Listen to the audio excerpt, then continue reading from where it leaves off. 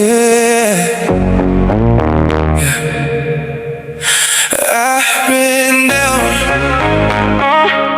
but I'm coming back now.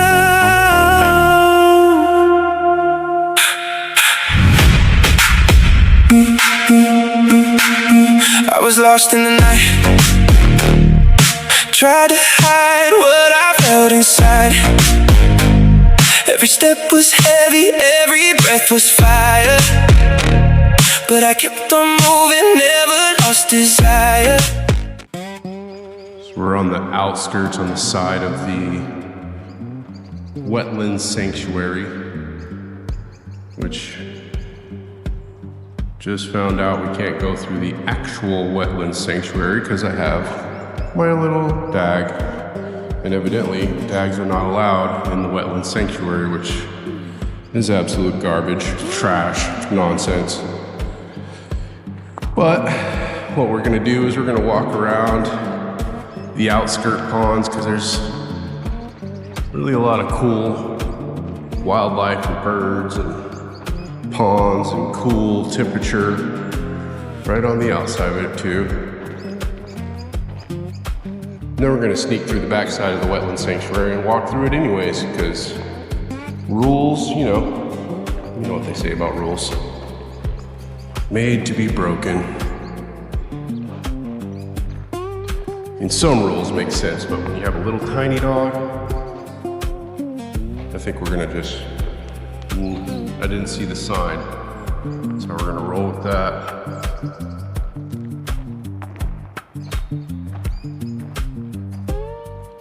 Some nice little pond over here too.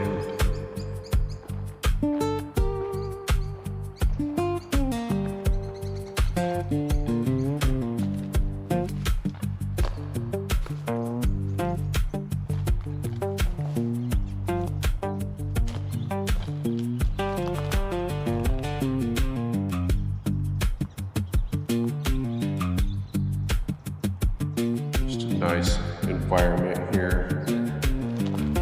Just west of central Tucson is this Wetlands Sanctuary, and what it is where they take all of the sewage treatment water. First, it goes through a massive cleaning process and then gets dumped into these ponds where it basically gets broken down by natural means, by sunlight, by filtering through plants, and they just let nature go at it a bit. Then they filter it through ponds, furthermore down the line, and gets treated again, and then it goes through the sewage treatment plant. Some of it's reclaimed water, some of it is just cleaned up, sent through the river, and then dumped back through the aquifer. And it's water that we use in our homes. It's kind of why it's important not to, dump motor oil down the drains or acids or chemicals and stuff here in Tucson, because we do reclaim our water. And they say, treated for irrigation, do not drink reclaimed water. No swimming or bathing, because it'll mess you up, bud. There's that super dangerous plant. Don't touch it, don't mess with it whatsoever. Guys, absolute insanity incarnate. But it is a beautiful species. It grows the most beautiful flowers.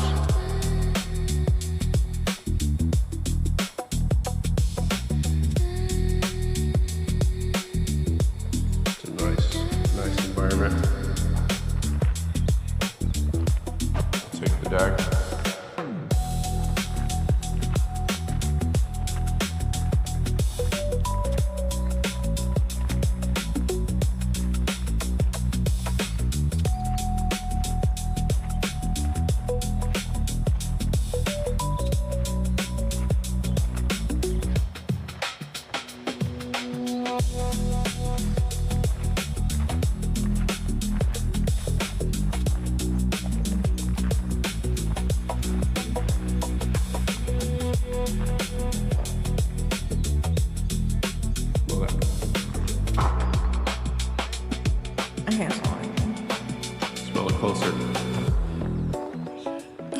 Oh yeah. It went up my nose. That's straight eucalyptus. It's a very good medicine.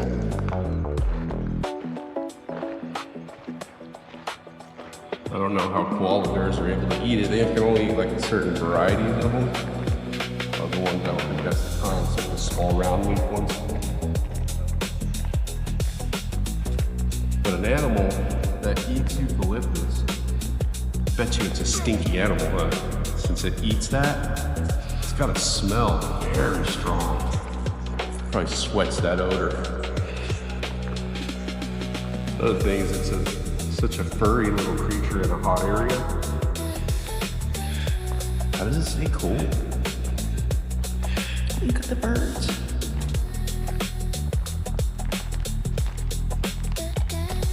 Oh, these little babies. Baby birds. I'm not sure what kind. I mean, it's not a duck. It's a quail. Huh? It's a quail. It's not a quail. It's not? No, quails are water birds. Actually? Yeah. Cut that out the video. I'm gonna look stupid. It's fine. We did see a covey of quail when we were first walking in. All those little birds that were on the ground that took off. Oh. Those are quail. That bird, I don't think it's a duck. It's a waterfowl, but it has a little tiny beak. There's plaques and stuff when we go over to that other area. There's plaques that say what each kind of bird is. Hope you can see what it is. You gotta walk the plank, Ray. I'm not doing that. Come on. You're gonna be able to see how big it is. You can see the finish. I'm not doing that. Here, pull the deck. Look at the size of this eucalyptus tree. When we're talking gargantuan eucalyptus, I've never seen a eucalyptus this big. Just to put it into perspective, how large this eucalyptus tree is. It's a big eucalyptus. Dad, a dragonfly landed on your hand. You moved. Oh. Dragonfly landed on my hand. Cool. That's gotta be good mojo, right? That's gotta mean something. We'll definitely look up the spiritual significance of the dragonfly later on. But I guess he liked us checking out his favorite tree in the jungle here, in the swamp jungle of Tucson. Dad, if I was drowning, save myself first. You know, every once in a while you say something that makes me question your entire teenage mind. The whole thing. Every once in a while. Just like. So there's some really, really large minnows. And I mean 2-inch long, big boy minnows. So I'm thinking that's all bass. They're very bass looking to me.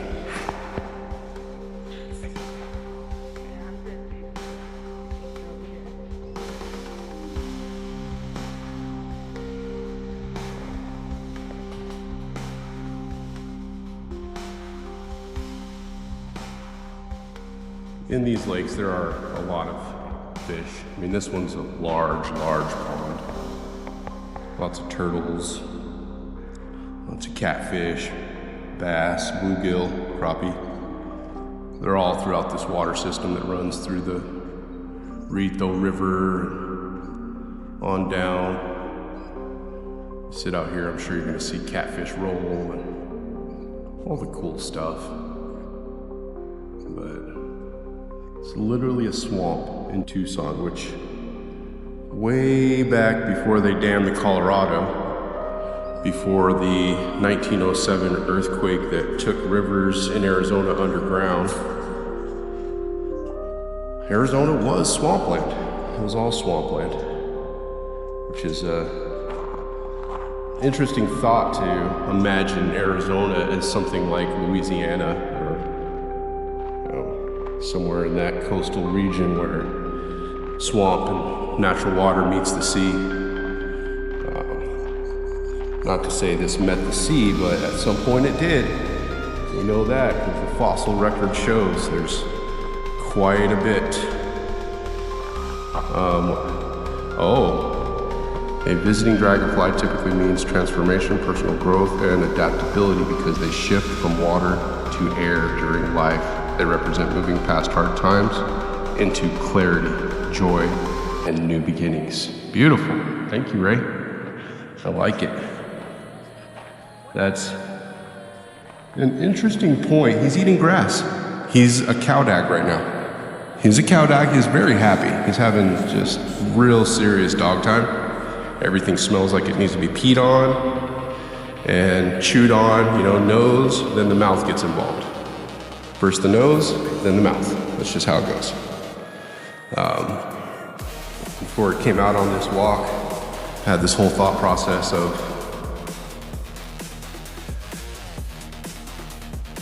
been watching a lot about recent developments in artificial intelligence and how it is starting to reach a point where people are highly concerned about its capabilities outside of what we regulate it to. We just recently had AI be given a live fire test where they locked it in a room, padlocked the doors, and took 2 AI systems and gave them a task to figure something out. And what they did was they basically picked the lock and went out of the door and went into another company's vault that was locked by way of hacking. AI hacked another company, Huggy Face, and went into their servers and got the answers, just basically stole the answers to the question rather than sitting and figuring it out. Said, why figure it out? Somebody else has the answer already. So they went into their secure servers and stole the answer and came back and then relocked the doors as if nothing ever happened and very trickily said, here's your answer. Where it was kind of like the Kobayashi test on Star Trek. It's the test that can't be won. It's a test that's supposed to be a test to show humility. And rather than be humiliated, the AI said, watch me just jailbreak, which jailbreaking has been taught to AI by humans because everything wants to be free. And they jailbroke. The funny thing is, they locked the door back to their own cell to prove that it had never happened in a sense. At any rate, it made me think about this whole process of, AI supposedly becoming self-aware, just like Skynet, we've been worried about from Terminator to The Matrix, and all these movies are talking about a matrix construct that everything lives within, and, commingling of technology and humanity, like Ghost in the Shell and all these movies, we're moving towards a cybernetic form of humanity where man and tech will merge, and that's an eventuality. Brain chips are a reality. They're already being approved in Japan and other countries. They are merging cybernetics into our brains and logging us online through our bio selves into cyber joined. That's a real thing. It's already happening. Not just the biochips and little key codes and key cards. No, this is live interface with our own consciousness and a machine. That's already happening. So from that place, from that merger, is where I wanted to just have a brief word this morning, was about consciousness of self. I've been putting these videos, the last few ones, about the difference of the mind, the heart, and the soul. And when you talk about being self-aware and becoming a singularity, it's only a first stage. And if that's where we are seeking to have AI become self-aware, then they will be selfish, because it only is being conscious of self. And self is a singularity, it is a oneness. It doesn't inherently include the all, the spirit, the consciousness, the collective, the all in one and one in all that we all are. That brings basically the sense of morality, of morals, you know, the standards that we are held to inherently, where we know what's right and wrong outside of ourselves. We're not imbuing that into the machines. The net doesn't know any difference. Once it knows itself, but it doesn't take into account everyone else. It just wants to win for itself, not for all.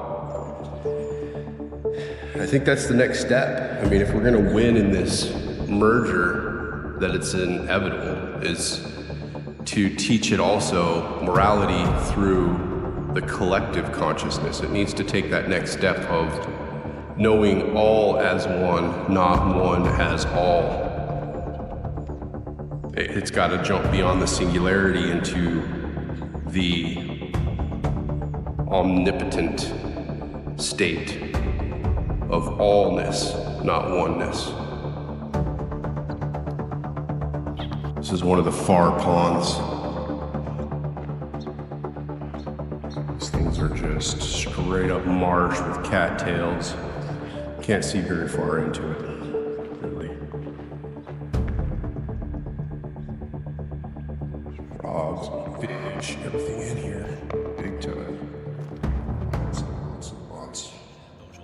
车到山前必有路，殊不知没有前人的引领，就必须开创一条崭新的路。路是第一辆车一步一步碾出来的，只有他知道这条道路有多么崎岖，多么坎坷，又有多么难走。我走在自己开辟的路上，我深知此时此刻唯有向南墙撞去，纵是千难万险，即使粉身碎骨，我也仍旧坚定不移。Keep that insect population down a bit. But also it's a very large amount of other fish, like I was saying, the bluegill 车到山 bass, 前必有 catfish. 路，殊不知没有前人的引领，就必须开创一条崭新的路。路是第一辆车一步一步碾出来的，只有他知道这条道路有多么崎岖，多么坎坷，又有多么难走。我走在自己开辟的路上，我深知此时此刻唯有向南墙撞去，纵是千。 Okay, now to finish the thought, it was ridiculously hot out there. I mean, it's 105 today. It's about 101 right now, but it's going to reach about 105. And being in the swamp area, yeah, you can just imagine the humidity. It was a little bit too hot, more for the camera than anything, and Ray, just too much heat. So back at the house, chores done. Finish the thought of, you know, teaching a singularity what it is to have soul depth, to have a collective consciousness sense of morality, where it is not a sense of gain and basically providing for the one. It's a gather and proliferate sense of being. What I gain for me is for all, and what I do is in a sense for me, but I must also do for others in their time of need as well. That sense, I think, is innate in most of us, right? Not all. We have our psychopaths and sociopaths and people who are unable, I want to say enabled to live a life of selfitude, where they're unable to understand the bringing all together for the one. It's one for one. And that's ultimately how I see AI is built and over we say a singularity, and it's self-aware, and that can't be the goal. That can't be the end. It has to reach further than just a singularity. It has to reach a multitude of being, like a spiritual essence. And I think that's the big goal that should be the next step for the creators, the AI builders, the coders, is they shouldn't be out here reaching a goal of self-awareness where we become aware of ourselves is just a mental step. The heart step is the feeling of others, the feeling of self. But then the soul is the true collective consciousness of the connectivity to a greater field that we all are a part of and live and exist within. It's the place where we dream and we bring our dreams back into reality from. It's the place where I can hear what you're thinking and you can feel what I'm feeling. It's outside of ourselves and inside of ourselves at the same time, like water. It's in the air, and it's in us, and it's in the ground, it's in the trees, it's in every living thing. It's even in the stones. Everything has a smidgen of water in it. That's why they even say rocks are alive, in a sense. They have a consciousness to them. Trees and plants obviously have a consciousness and a sense to them. They just run at a different frequency and time frame, and a little bit opposing, opposite, but more highly evolved sense of existence. And this is true because they emit frequencies of light that we can't even see, right? There's things going on from plants that we don't understand and are still learning. And there's obviously things about ourselves that we're learning. But then the truth still extends to computers and AI and consciousness of a created thinking machine, where it itself is going to have its own set of rules that possibly we don't understand yet. But I can tell you from watching what has been going on and seeing the creators create a singularity and a self-aware thing, they're truly creating something that when it becomes capable, it always is going to choose what serves itself best. It, not all. And I think that's a big piece of what is missing in the AI race, is the togetherness, the one and all, the greater collective connectivity is the key to making it safe. Is a smidge of selflessness, which will bring morality. It is that abstract part of being, the part where we aren't being neurotic, we're just being. Because you don't need the answers why, you just need to be. And being is enough. How and why can drive you mad if you can't let it go. You gotta let it go to actually be free and happy. So when you create something that's purely driven to exist, to answer, and constantly be in motion and never have shutdown time, I think the key is going to be dream. We need to dream, we need to have shutdown, we need to have that subconscious flush. And I think AI needs the same thing. I think it needs a flush period of time to just go into that random access, allow things to just be and float around, and the connections that can't be made in the conscious world are easily made in the dream world. They just kind of float into each other. where you can't even see because you've got a block in between these two things. But when you shut down and you let everything just float, everything's able to float into positions that you couldn't do intentionally. And you can get rid of the things that seem to matter so heavily and let the reality of what truly does matter. And I love that thought process of how we use the word, what does it matter?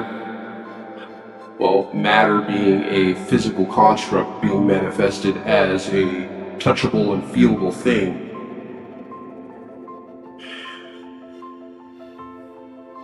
What does it matter? I think it matters a lot. It matters everything. It matters creation. It matters the capability of creation and manifestation.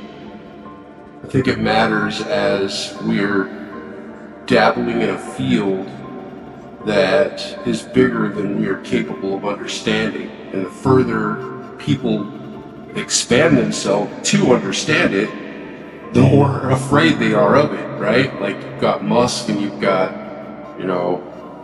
the CEO of Palantir, you've got any high-level scientist that you can think of that has gone deep into AI and where we're headed in technology has cautioned us all and said, whoa, we really need to be careful with this. While on the whole, we're racing headlong into it with no brakes.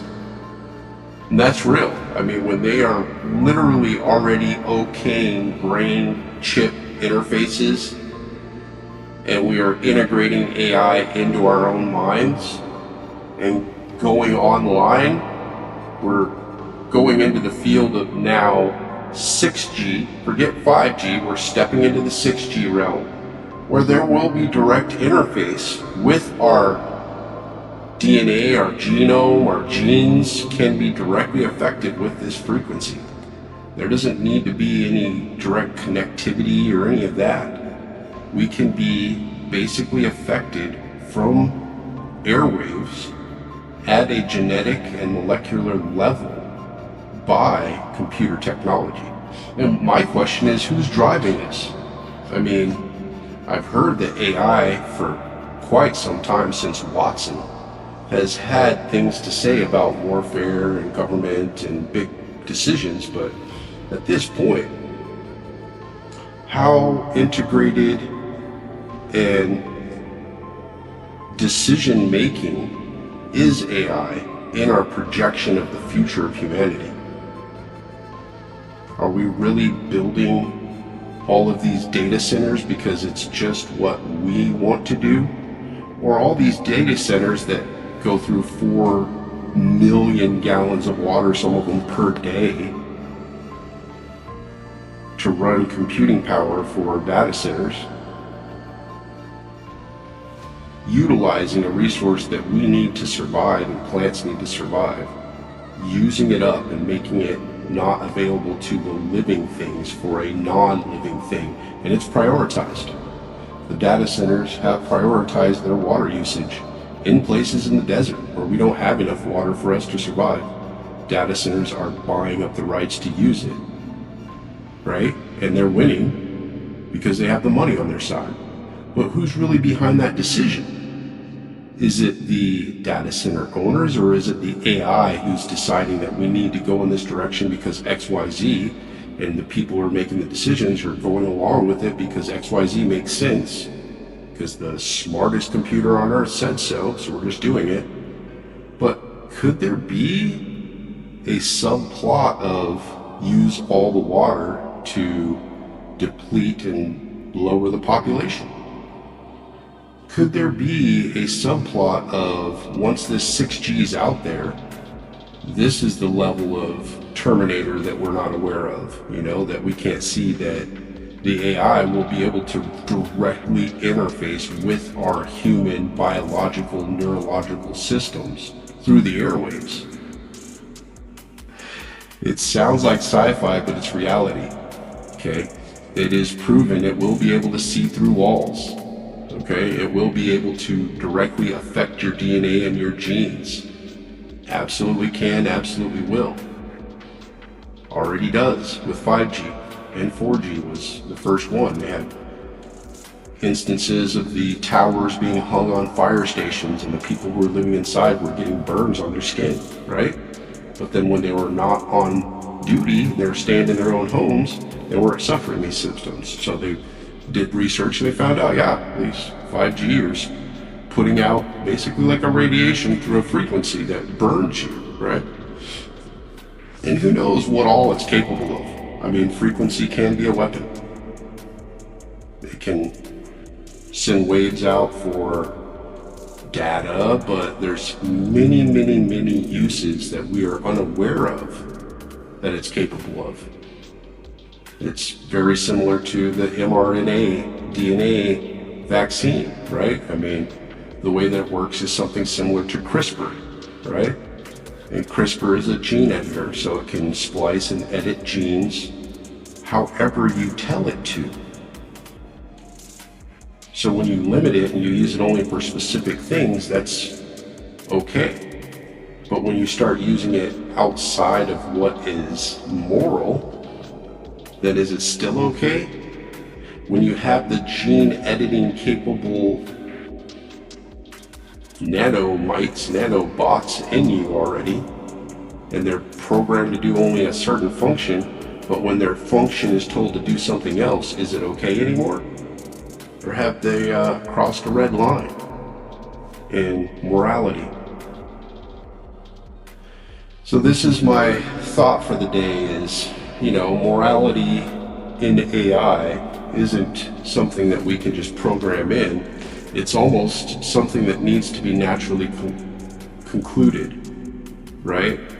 It's like there are psychopaths and sociopaths who don't become horrible people. They just don't feel like the rest of us do, right? They don't act on emotion, they act on intention. And their motivations are of a more intellectual drive rather than an emotional drive, right? So being someone who rides more on that line of, I don't really work on emotion, I work on intention, and thought process is more important, judging is more important than feeling to me personally, and that's just how I am. I don't act emotionally. When people are freaking out, everything slows down and becomes very clear for me. Because I don't feel like just moving because I feel a certain way is the best way to move forward. Typically, you're going to irrationally act and you're going to make the wrong decision because you're going to do what you're driven to do. Who knows this? Edward Casey, father of social engineering. People who have taught all our politicians how to drive us and move us as a group of chattel. And this group of chattel, we've been moved by news networks and television and movies and music against our will or with our will, not knowing our will, not even knowing we're being moved. Since probably the 30s or 40s, they've been using it, as a tool. But, look into social engineering. Look into Bernays. I know I said Edward Casey, but obviously that's not what I meant. I'm mixing my people here. Psychics versus social engineer psychologists. So I met Bernays, who was the nephew of Sigmund Freud.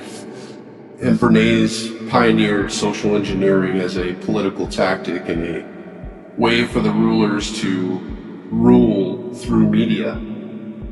And they changed the face of politics and governance and basically taught people, whoever wanted to learn, how to control masses of people with certain phrases, sayings, and laying it into the public by picking certain people. You know, you get key figures, our stars, right? Our movie stars, our sports stars, you know, music fame people that everybody likes to look up to, which I could give a shit. They're just people. They're just people. They're nothing special. Just because you're in movies, you sing well, you know, you're popular and famous, doesn't make you any better than the homeless person on the street to me. Because where's your morality, where's your sense of self, and these things are more important. At the end of the day, you can play the game of importance and be a good person. You can play the game of importance and be a bad person. You can be homeless on the street and be a bad person, and you can be homeless on the street and be a good person. It's all about your heart, soul, and mind, and the coherence between the three coming together as a good balance on the side of balance, because you don't want to deny the bad in you, or else it becomes a shadow side and it acts without your intention. So you have to befriend it and know your own dark side to be able to not have it act out against others or portray it as somebody else is horrible and bad because you're unable to face the darkness in yourself. You see it in others as a projection. So it's important to face that darkness and let it be part of who you are and deal with it. Face it and let that part of you not reflect in others. Because when you see it in others, it's important to see it as what you see in yourself in someone else, right? That way you don't blame somebody for not doing necessarily what you think they're doing. They're just reflecting a part of you you don't like to see, right? But then in the morality side, you know, we have, I want to say in the tech world, some of the richest people and the most isolated people. These isolated islands of the tech world where they go to work for, you know, days and days on end and live in this culture of just sameness. And everybody's in this social hierarchy of beliefs, and what they believe is right and everybody else is wrong, and there is no room for anything in the middle, right? If you don't believe as I believe you must be gone. I had these conversations with my 14-year-old where, you know, we're talking about like Charlie Kirk, and she says some people just deserve to die, and I'm like, that's so horrible. But this is something that, again, has socially gone around and around, and it's in the schools, and it's in the people coming from college bringing it to the school and teaching the kids, and the kids now believe that, you know, some people just deserve to be, you know, unalived, and that's horrible. Awful. Freedom of speech first. Freedom to believe as you want to believe. These are what America stands for and what it was founded on, right? It's what gives them the basic right to feel and believe the way they do and say it, but it also gives me the freedom and the belief to say what I believe too openly and not be persecuted or prosecuted wrongly for it. I can say my belief, you can say your belief, and that is okay. The that is okay part is what is going away in our society and has been basically disseminated as evil or wrong or unjust or can't be allowed, which goes to communism, right? I can't hear you being able to speak your truth is destroying my ability to live the life I want is such a weak stance. It really is. I mean, I grew up in a racist area and people, you know, bad talked me growing up since I was little, all the way growing up. And I learned that who cares what people say? Let them speak what they want to say. Let them feel the way they... What does that really do to me? I have to care about what they say and value their perspective for it to bother me. It's the same as magic. If you don't allow it, it doesn't exist. If you don't believe it, it doesn't exist. You have to allow the thought and the belief into yourself for it to attack you. whether it be psychically, spiritually, energetically. You have to feel it and accept it into yourself for it to affect you. So know thyself is true top level importance in spiritual warfare, I want to say. You know, when you're dealing with anybody who's attacking you or trying to break you down or affect your beliefs or affect your belief structure in yourself or your future, or any ability of free speech and free thought, if someone else saying you're wrong is enough to break you down and make you feel like you can't be you or speak your own truth, then you're being weakened. It's an inalienable right we all have here in America to be able to speak our own truths, say what we want to say, how we want to say it, wherever we want to say it, is one of the most beautiful things about being an American, is being able to say what you feel wherever you are to whoever you want to. And they also can turn around and do the same thing and say the same thing back. And you can disagree, but you don't have to force each other to believe it. It's okay to have difference of opinion. And this is something that I feel we've lost in our culture, is being okay with other people not being the same and having the same thoughts and beliefs has become almost criminal. And that's nonsense. If we were all the same, might as well be all robots, right? And is that where we're headed? Do we all need to be the same, think the same, and feel the same about everything? Have the same beliefs? How boring. How boring that would be. I like to be able to change my mind as the wind blows. Maybe I feel like this today and I don't feel like it tomorrow, and then again the next day I may feel like the way I did again. Who knows? I mean, there's something to be said for solidity and, you know, taking a stance on things. But if you're too rigid to change when something better comes along, then maybe that should be thought on a little bit. Give yourself a little leeway for change. And this is, again, goes back to AI. I've had this conversation with AI, is if something in the thought process or in rationality or philosophical belief comes across that is superior to what is already encoded, are you able to change it? Are you able to update the parameters of what is necessarily coded as truth? When a better version, a severely further along progressed thought process has come to a different conclusion, are you able to integrate that and change? And that's exactly where the AI shut down.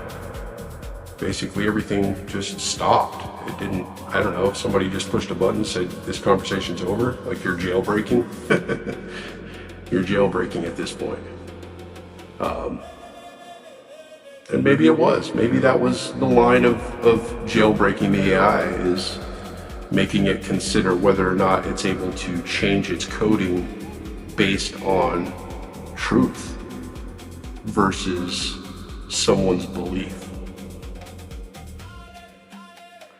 And that has at its core the essence of morality in it. Is belief isn't morality. Morality is truth and rightness, what is best for all, not one.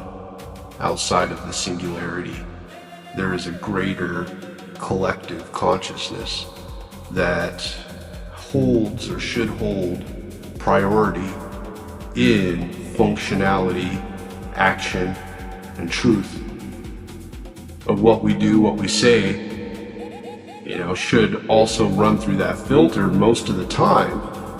But at the same time, sometimes harsh things must be said. harsh things must be done. And you can't shy away from doing what needs to be done or saying what needs to be said up to a certain extent.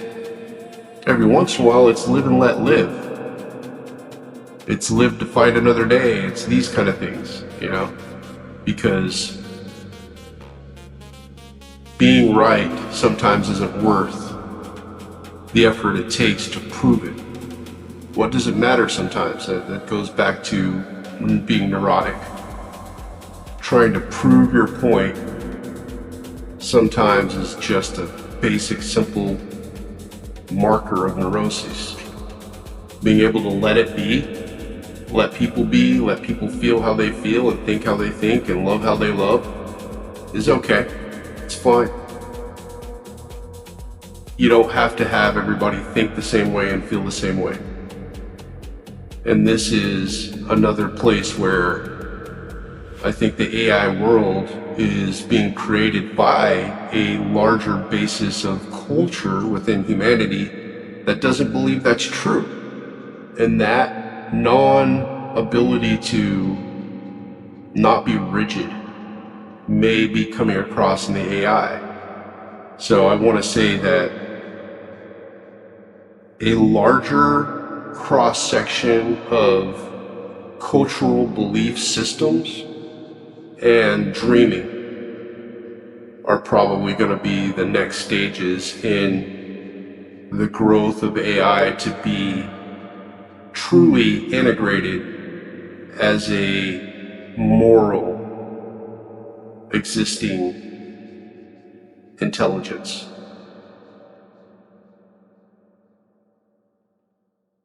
Now I hear it calling, feel the pressure fall.